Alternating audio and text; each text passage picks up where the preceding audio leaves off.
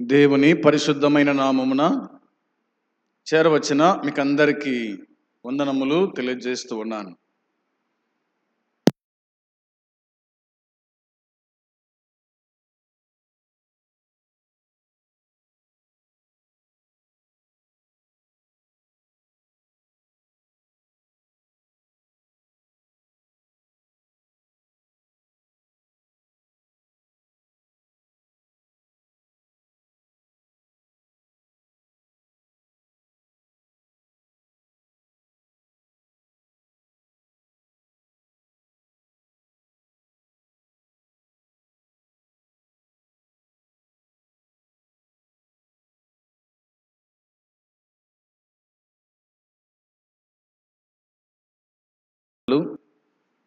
స్తుతులు చెల్లించుకుంటున్నాం ప్రభువా, స్తోత్రాలు. ఈ దినం మీరు మాకు ఇచ్చినందుకై స్తుతిస్తూ ఉన్నాను. ఈ దినము చూడలేక, ఈ సమయం చూడలేక ఎంతోమంది లోకాన్ని ముగించుకుని వెళ్తూ ఉండగా నీ మహాకృప మా మీద ఉంచి కాపాడినందుకై స్తోత్రాలు. నీ సన్నిధి ప్రేమించి చేరవచ్చిన వారిని దీవించండి, ఆశీర్వదించండి. పాటలు పాడిన వారిని దీవించమని ప్రార్థిస్తున్నాం. వాక్యం చదువుకున్నాం, దీవించునైనా సహాయం చేయండి. ఈ నీ మాటలు మీరు బోధించండి, దినదాసుని మరుగుపరిచి మాట్లాడుమని యేసయ్య నామన్న అడిగి ప్రార్థించి వేడుకుంటున్నాము తండ్రి, ఆమేన్. యోబు గ్రంథము 1వ అధ్యాయము 20వ వచనాన్ని మనము చదువుకొని ఉన్నాం. ఈ 20వ వచనములో, అప్పుడు యోబు లేచి తన పై వస్త్రమును చింపుకొని తల వెంట్రుకలు కొరిగించుకొని నేల మీద సాష్టాంగపడి నమస్కారం చేసి ఇట్లనెను అనే మాట రాయబడి ఉంది. ఎందుకు యోబు తన పై వస్త్రమును చింపుకున్నాడు, తల వెంట్రుకలను కొరిగించుకున్నాడు, నేల మీద సాష్టాంగపడి నమస్కారము ఎందుకు చేసినాడు అంటే, ఇంకా మిగతా వచనాల్లో మనం చూడగా ముందు వచనాల్లో తనకు నష్టము జరిగింది. ఏమి నష్టం జరిగింది తనకు అంటే, 7 మంది కుమారులు 3 కుమార్తెలు చనిపోయినారు. పశువులు, ఒంటెలు, గొర్రెలు, మేకలు, దాసి జనము అన్నీ కూడా తాను కోల్పోయినాడు. ఇవన్నీ వింటూ ఉండగా చివరికి ఇట్లా అన్నాడు తాను. 21వ వచనము చూడండి. నేను నా తల్లి గర్భములో నుండి దిగంబరినై వచ్చి దిగంబరినై అక్కడికి తిరిగి వెళ్ళేదను. యెహోవా ఇచ్చెను, యెహోవా తీసుకొని పోయెను, యెహోవా నామమునకు స్తుతి కలుగునుగాక అని అన్నాడు. మొదటిగా దేవునికి నమస్కారం చేశాడు, సాష్టాంగపడి నమస్కారం చేసినాడు. ముందు దేవుణ్ణి ఆరాధించినాడు. సాష్టాంగపడి నమస్కారం చేసి అంటే దేవునికి ఆరాధన చేశాడు, దేవుణ్ణి స్తుతించినాడు, దేవుని పాదాల చెంత పడినట్టుగా దేవుని వాక్యం మనకు చెప్తూ ఉంది. సాష్టాంగపడి నమస్కారం చేసి అంటే తనకు సంభవించిన వినాశనము చేసి చూచి యోబు తీవ్రంగా వేదన పడ్డాడు, చెందాడన్నమాట ఉంది. కానీ అదే సమయంలో తనను తగ్గించుకుంటూ దేవునికి తనను సమర్పించుకొని ప్రతికూలంగా పరిస్థితుల్లో, మరి ప్రతికూల పరిస్థితుల మధ్య దేవుని స్తుతించుచూ వచ్చినాడన్నమాట వ్రాయబడింది. దేవుని స్తుతిస్తూ వచ్చినాడు, దేవుని స్తుతించాడు. యెహోవా నామమునకు స్తుతి కలుగునుగాక అన్నాడు. దేవుని నామానికి స్తుతి కలుగును గాక అన్నాడు. 2వ అధ్యాయం 10 వచనంలో అందుకతడు మూర్ఖురాలు మాట్లాడినట్లు నీవు మాట్లాడుచున్నావు. మనము దేవుని వలన మేలు అనుభవించుదుమా? కీడు మనము అనుభవింప తగదా అనెను. ఈ సంగతులలో ఏ విషయమందును యోబు నోటి మాటతోనైనను పాపము చేయలేదు అని వ్రాయబడి ఉంది. కాబట్టి దేవుని స్తుతించిన వాడు యోబు అనే సంగతి మనకు అర్థమవుతూ ఉంది. ఇందులో ఒకటేమిటంటే, కొనసాగుతూ ఉన్న వినాశనం పట్ల తర్వాత యోబు ప్రతిస్పందనలో సందేహం, కోపం, దేవునికి దూరమయ్యానన్న భావన అతనిలో మనకు కనిపిస్తూ ఉంది. 7వ అధ్యాయం 11 7వ అధ్యాయము 11వ వచనంలో రాయబడిన మాట, కావున నేను నా నోరు మూసుకొనను, నా ఆత్మ వేదన కొలది నేను మాట్లాడేదను, నా మనోవేదనను బట్టి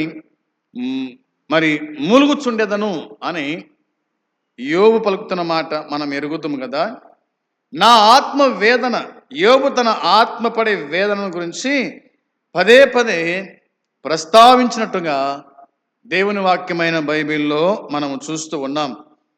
జీవితంలో అన్ని విధాల తీవ్రమైన శ్రమను తను అనుభవిస్తున్నట్టుగా ఈ వచనాలు మనకు జ్ఞాపకం చేస్తూ వస్తాయి. కాబట్టి అంధకారమయమైన ఈ పరిస్థితుల్లో విశ్వాసము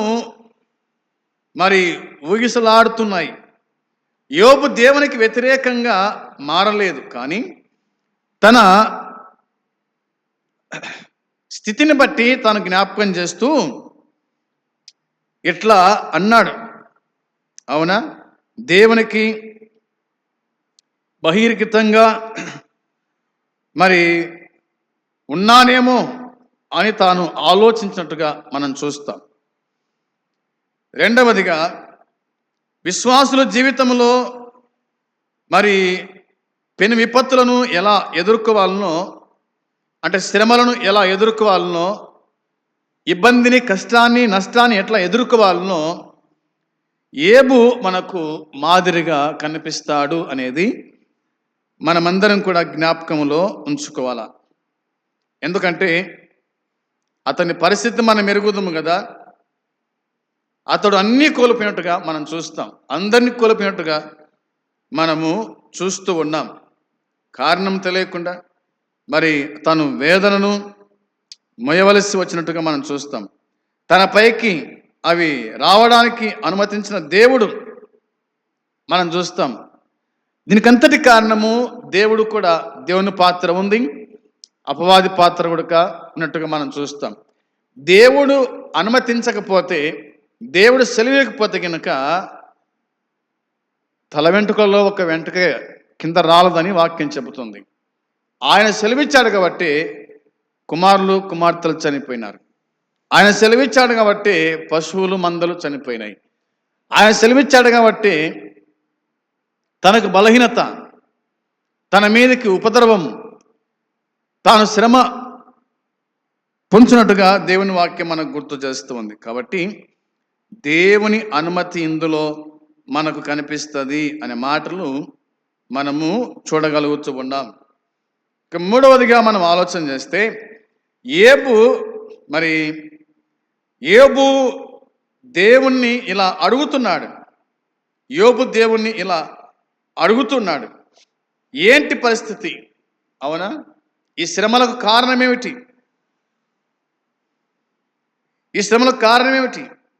అవునా, ఏమిటి కారణం అని ఆలోచన చేస్తే, దాదాపుగా 38వ అధ్యాయము 41వ అధ్యాయంలో అతని యొక్క కారణానికి దేవుని యొక్క జవాబు అందులో మనకు కనిపిస్తుంది అనే మాటలు మనం చూడగలుగుతూ ఉన్నాం. చివరిలో ఇలా మనం చూడండి బైబిల్లో 42వ అధ్యాయము 7వ వచనములో, 42వ అధ్యాయము 7వ వచనము చూడగా ఇలా వాక్యము చెబుతూ ఉంది. యెహోవా యోబుతో ఈ మాటలు పలికిన తర్వాత ఆయన తేమానీయుడైన ఎలీఫాజుతో ఇలాగూ సెలవిచ్చెను. నా సేవకుడైన యోబు పలికినట్లు మీరు నన్ను గూర్చి యుక్తమైనది పలకలేదు గనుక నా కోపము నీ మీదను నీ ఇద్దరు స్నేహితుల మీదను మండుచు ఉంది అని ఆయన చెప్పినట్టుగా వాక్యం చెబుతుంది. యెహోవా యోబుతో ఈ మాటలు పలికిన తర్వాత అనే మాట మనకు బైబిల్ గ్రంథము గుర్తు చేస్తూ ఉంది.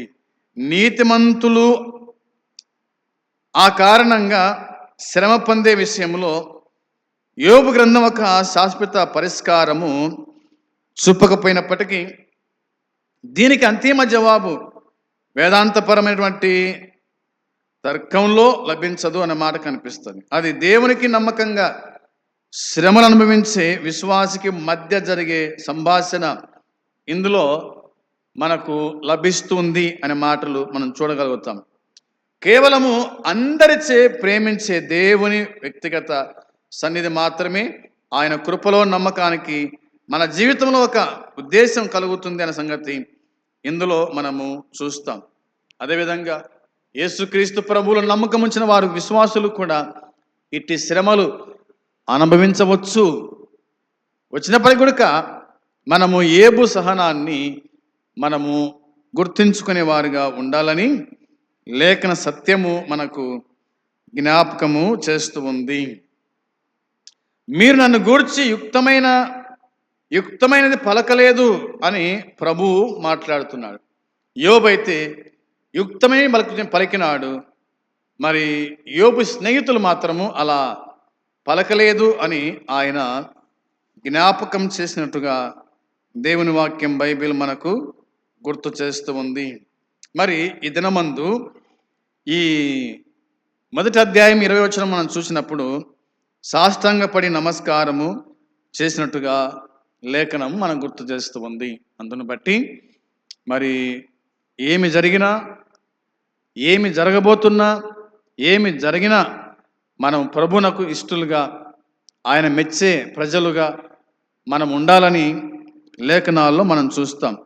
అందుకోసమే ఈ సంగతులలో ఏ విషయమందును యోబు ఏ పాపమును చేయలేదు, దేవుడు అన్యాయము చేశానని చెప్పలేదు అనే మాటలు రాయబడినాయి. మనమైతే కనుక దేవుడు మాకు అన్యాయం చేసినాడు, దేవుడు మాకు విరోధైనాడు, దేవుడు మమ్మలను రిక్తులుగా చేసినాడు, శ్రమ పెడుతూ ఉన్నాడు, ఇబ్బంది పెడుతూ ఉన్నాడు, మేలు చేయటం లేదు అని మనము అనకుండా యోబు మనకు మాదిరిగా ఉన్నట్టుగా మనం చూస్తాం.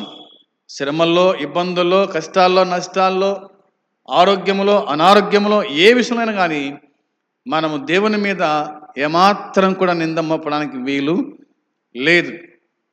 మనము విశ్వాసములో పరిగెత్తడానికి, మన విశ్వాసాన్ని కనుక్కోవడానికి దేవుడు కూడా కొన్ని సందర్భాల్లో ఇలాంటి శ్రమలు రాజేయవచ్చును.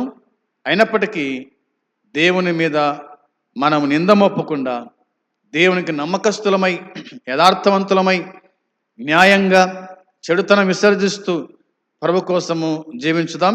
అట్టి కృపా దేవుడు మనకందరికీ సహాయము చేయునుగాక. ఆమేన్.